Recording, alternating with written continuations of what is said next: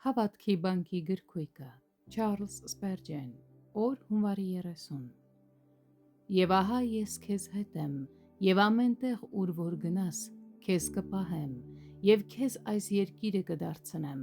որովհետև քեզ չեմ թողի, մինչև որ կատարեմ այն, ինչ որ քեզ ասել եմ։ Ծննդոց 28-15 խոսք։ Միթե մեզ պետք են ճանապարհորդության ողորմությունները։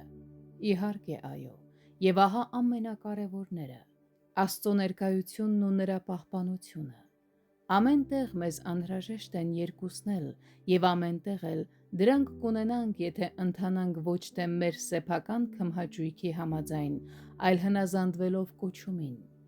Իսկ ինչու պիտի օտար երկիր տեղափոխվելը համարենք տխուր անհրաժեշտություն, երբ այն դրված է մեզ վրա աստվածային կամքով։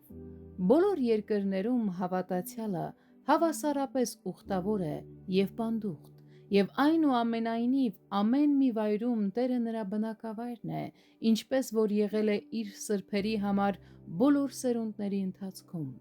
Մենք կարող ենք չունենալ երկրային կառավարչի պաշտպանությունը, բայց երբ Աստված է ասում «Ես կպահեմ քեզ», այլևս իրական վտանգ չկա։ Սա օրհնյալ անձնագիր է ճանապարհորդի համար և երկնային ուղեկցություն պանդուխտի համար։